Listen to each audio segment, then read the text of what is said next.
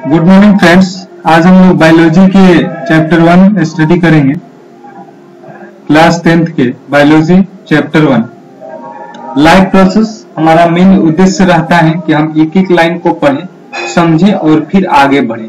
तो life process, हमारा life का प्रोसेस कैसे चलता है इसके बारे में हम स्टडी करना है और एक एक लाइन पढ़ना है और फिर आगे बढ़ना है। तो ठीक है, पहले हम पढ़ते हैं। तो पहला लाइन कह रहा है कि how do we tell the difference between what a life and what is not a life। जीवित और निर्जीव में हम डिफरेंस कैसे कर सकते हैं? जो नेचुरल है और जो निर्जीव आर्टिफिशियल है उसमें डिफरेंस कैसे कर सकते हैं? If we see a dog या a cow chewing the cud, a man shouting loudly on the street, we know that these are living beings। ये सब क्या है? लिविंग बींग्स है। What if the dog या cow या man were asleep? जब dog, cow और man sleep में होते हैं तो क्या होते हैं? We would still think that they were alive। हम लोग तब भी सोचते हैं कि वे लोग क्या है? जीवित है। But how did we know that? But हम कैसे जानते हैं कि वे जीवित है? We see them breathing and we know that they are alive। हम देखते हैं कि वो सांस ले रहे हैं, यानी वो क्या है? जीवित है। ठीक है। What about plants? प्लांट्स के बारे में क्या सोचते हैं हम? How do we know about they are alive? कैसे हम सोचते हैं कि वे जीवित है?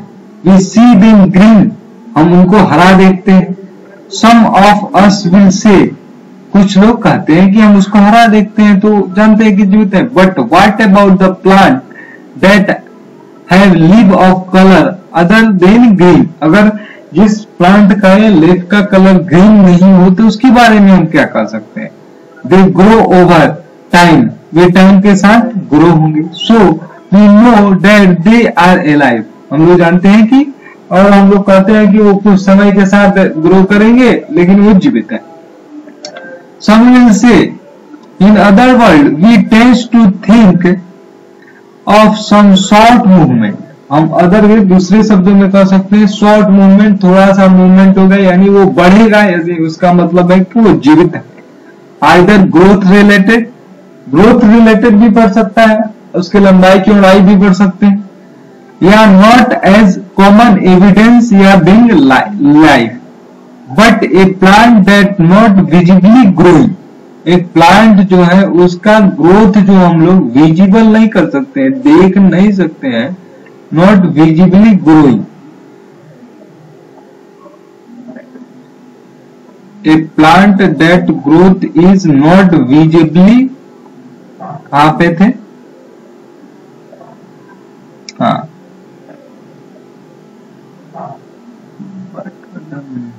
they grow over the plant and live other than green।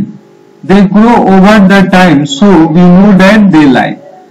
some will say, in other words, we tend to think, हम लोग think कर सकते हैं of some short movement, कुछ छोटा movement को, either growth related, वो growth related भी हो सकता है, or not as common evidence being life, but a plant that not visibly growing is still alive and some animal can breathe without visible movement।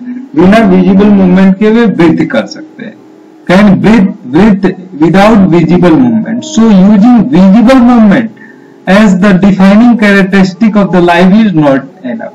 visible movement जो है वो define करने के लिए enough नहीं है।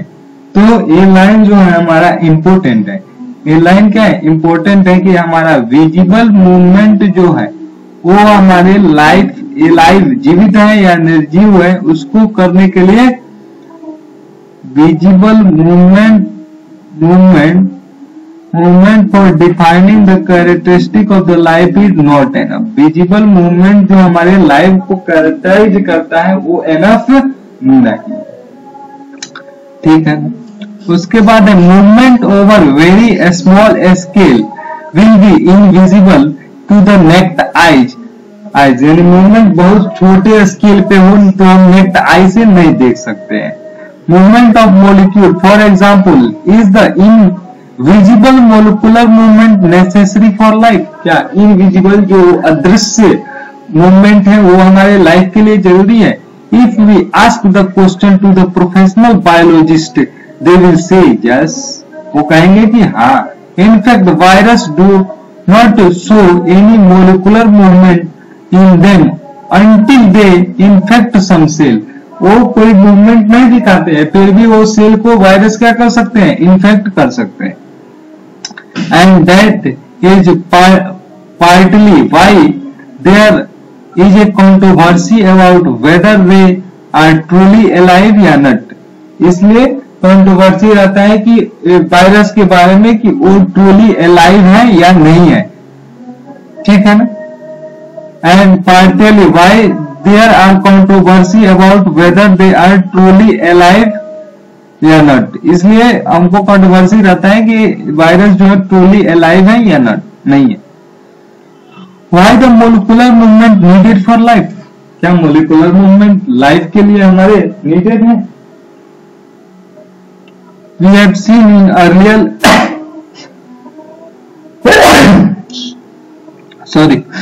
we have seen in earlier classes that living organisms are well organized structure. Living organism जो होते हैं वो well organized structure होते हैं. They can have tissue, उनके पास टिश्यू होते हैं.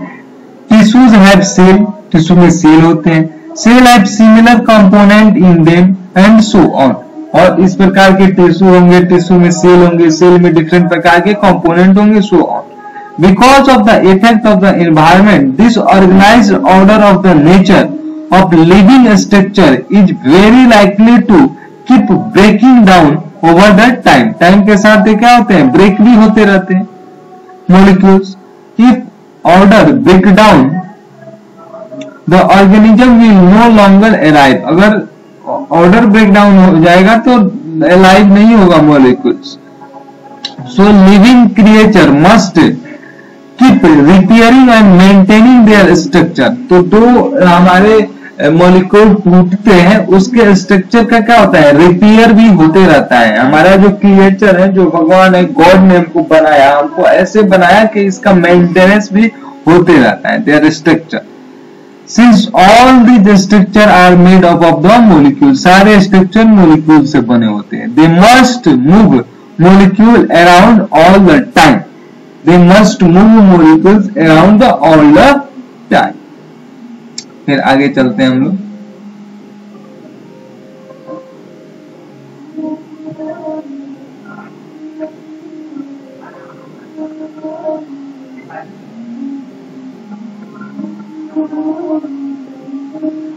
What are the maintain process for organism?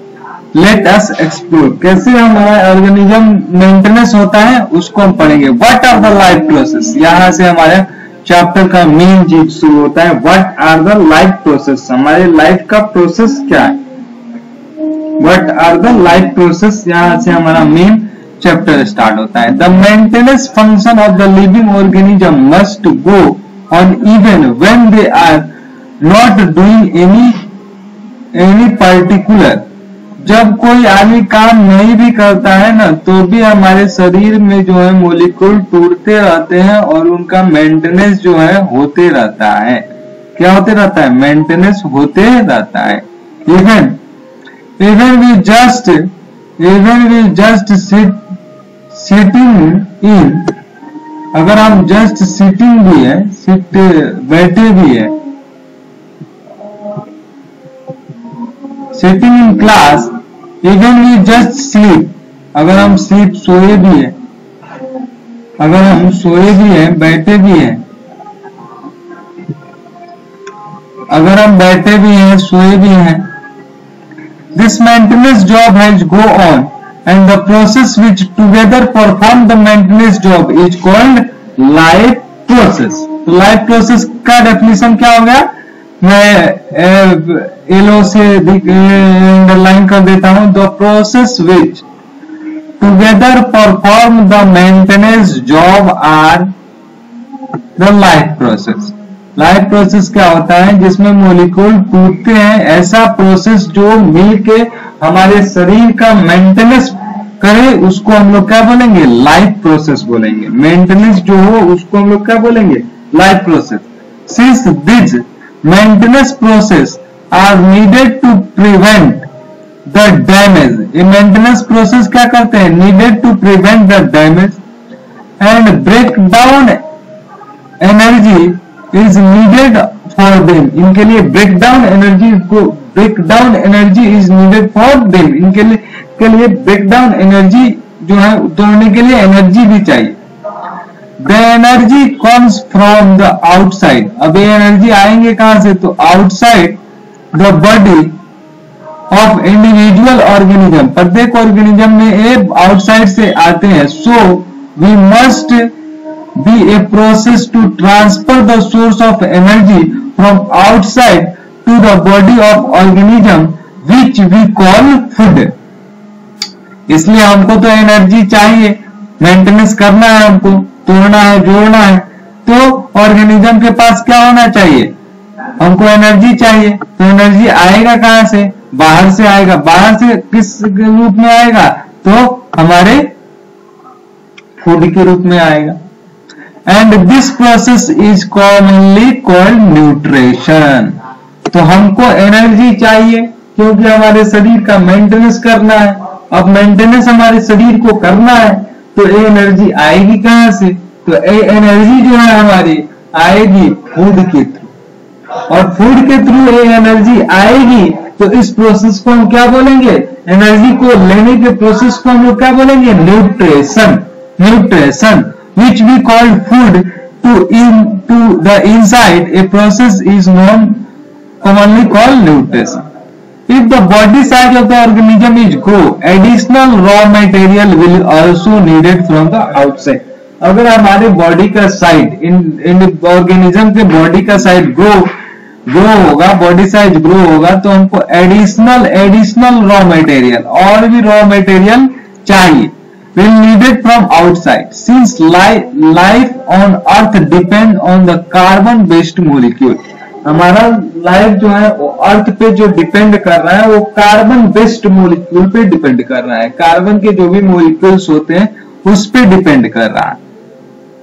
Most of the food sources are also carbon based, बहुत सारे फूड सोर्स भी कार्बन बेस्ड होते हैं। Depending upon the complexibility this carbon sources different organism can then use different kind of nutritional process। अब different carbon होंगे, carbon sources different organism के लिए, तो different kind of nutrition process भी हो सकते हैं। अब डिफरेंट ऑर्गेनिज्म है, डिफरेंट बॉडी स्ट्रक्चर है, डिफरेंट फूड है, तो different types of nutrition process भी हो सकते हैं। ठीक, अब आगे चलते हैं। The outside source of the energy could be quite varied, outside source जो एनर्जी का है वो वेरी कर सकता है, मैंने बताया। Since the environment is not under the control of individual organism, क्योंकि इन्वायरमेंट इंडिविजुअल ऑर्गेनिज्म के कंट्रोल में नहीं है, तो हमारा आउटसाइड जो हम ले रहे हैं सोर्स ऑफ एनर्जी वो वेरी कर सकता है। This source of energy therefore needed to break down या build up the body. This source of energy, ये इंपॉर्टेंट पॉइंट है, ये क्या है? इंपॉर्टेंट पॉइंट है। This source of energy therefore is needed to be break down या build up the body। ये source of energy या तो हमारे बॉडी को बनाएंगे या तो हमारे बॉडी को तोड़ेंगे, and must finally converted to uniform source of energy that can be used for various molecular movement needed for maintaining living structure। ठीक है, as well as kind of molecule the body needed to grow, ये maintain भी करेंगे और कुछ molecule बनाएंगे भी जिससे हमारे बॉडी में क्या हो सके? ग्रोथ हो सके। ठीक, for this a series of chemical reaction in the body are necessary, इसके लिए एक सीरीज ऑफ केमिकल रिएक्शन चाहिए। अब हमको एनर्जी चाहिए, एनर्जी क्या करेंगे? बॉन्ड ब्रेक करेंगे, तोड़ेंगे। For this a series of chemical reaction in the body is necessary, अब इसके लिए हमारे बॉडी में क्या चाहिए? केमिकल रिएक्शन चाहिए। ये करने के लिए हमारे बॉडी में क्या चाहिए? Chemical reaction necessary. Oxidising reducing reaction are some most important common chemical means of breakdown of the molecules। यानी ऑक्सीडाइजिंग एंड रिड्यूसिंग रिएक्शन जो होता है वो मोस्ट कॉमन रिएक्शन है जिससे हम ब्रेक डाउन करते हैं किसी भी मॉलिक्यूल को। अगर हमें ब्रेक डाउन करना है तो ऑक्सीडाइजिंग एंड रिड्यूसिंग रिएक्शन के थ्रू हम मॉलिक्यूल्स को क्या कर सकते हैं? ब्रेक डाउन कर सकते हैं। For this, many organisms use oxygen source from outside the body। इसके लिए बहुत सारे ऑर्गेनिज्म जो है ऑक्सीजन का सोर्स जो है आउटसाइड बॉडी के आउटसाइड से ऑक्सीजन लेते हैं। The process of acquiring oxygen from outside to the body and use it in the process of break down the food source of a cellular need is what we call respiration। अब इस process को हम क्या बोल दिए? Respiration. तो respiration का definition हो गया हमारा, देख लेते हैं रेस्पिरेशन का डेफिनेशन। आप याद रखिए क्या हो गया रेस्पिरेशन का डेफिनेशन। देखिए, द प्रोसेस, अंडरलाइन कर देता हूं, आपको याद रखिएगा। The process of acquiring oxygen, the process of acquiring oxygen from outside of the body, हमारे बॉडी के आउटसाइड से ऑक्सीजन लेना। And use the process oxygen क्यों ले रहे थे पहले ही बताया, ब्रेक डाउन करना है। To break down the food source of cellular need, हमारे सेल को नीड है कि हमको फूड के सोर्स को क्या करना है? ब्रेक करना है। Is what we call the respiration. इसको हम लोग क्या बोलेंगे? रेस्पिरेशन बोलेंगे। क्या बोलेंगे इसको? रेस्पिरेशन। इसको हम लोग क्या बोलेंगे? रेस्पिरेशन बोलेंगे। तो फिर हम आगे चलते हैं इस टॉपिक के बाद।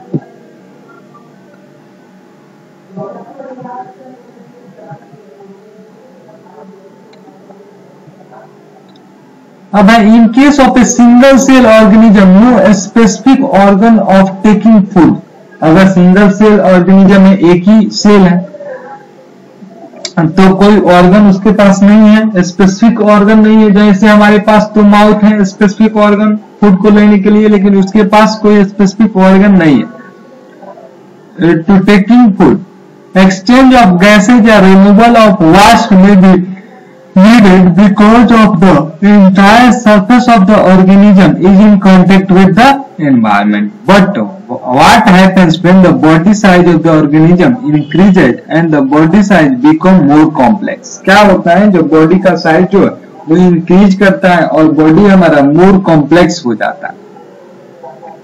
In multicellular organism, all the cell may not be direct contact with the surrounding environment। Single cellular रहता है तो सारे सेल सराउंडिंग एनवायरनमेंट से कांटेक्ट में होते हैं, लेकिन मल्टी सेलुलर ऑर्गेनिज्म में सारे जो होते हैं वो कांटेक्ट में, सराउंडिंग के कांटेक्ट में नहीं होते हैं। The simple diffusion will not meet for requirement of all cell, यानी सारे सेल के रिक्वायरमेंट को पूरा करने के लिए सिंपल डिफ्यूजन जो है वो सफिशिएंट नहीं है। अब चलिए, we have seen in previously how a multicellular organism and various body parts have specified in function they perform। We are familiar with the idea of the specified tissue and with organism in the body of the organism। It is therefore surprising that the uptake of the food and oxygen will also be the function of a specified tissue। However, the pose is a problem since the food and oxygen are now taken up at one place of the body of organism while all the part of the body needed them। क्यों हमारे body सारे part of the body को food चाहिए, क्यों चाहिए? This situation is created a need of transportation system।